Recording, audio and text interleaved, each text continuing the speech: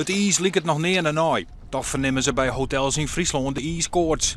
Meesten bellen al om een kamer te reserveren voor de Alverstedentocht.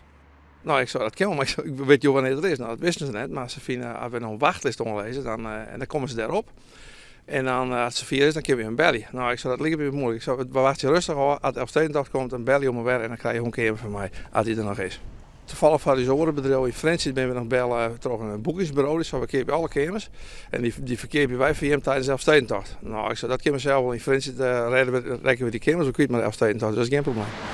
43, 2 keer. En bij redensfabriek Zandstra op de Jouwer hebben werken ze druk. Het is veel drukker, het is heel veel drukker. Waar vorige week de orders 1 paard per maand ongeveer waren en één echt een specifieke bestelling.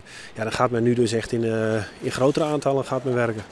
Momenteel zie je dat gewoon met name de Noren al behoorlijk goed verkocht worden. Normaal gesproken heb je eerst de kinderen, maar de Noren dat loopt momenteel al behoorlijk stijl.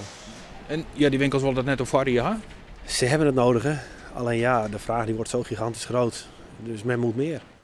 Klanten wordt vregen om redens zelfs op te helien om het versturen net mislacht. De winters in Nederland zijn zo onvoorspelbaar dat je dus anticipeert op vorst of vorstberichten. Ja.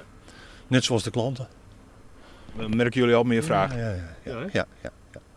Dus dan maar even naar Zandstra. Nou, maar eventjes vroeg naar Friesland. De vastzissings binnen dat de winter terugzet. Het wordt deze week flink koud, strenge frost in de nachten. En het kunnen wel een strenge nachten met maar strenge frost. Ja, en dan gaat het on. Ik bedoel, dan heeft het daar ik nog licht onmatig frost, dus het wordt flink koud.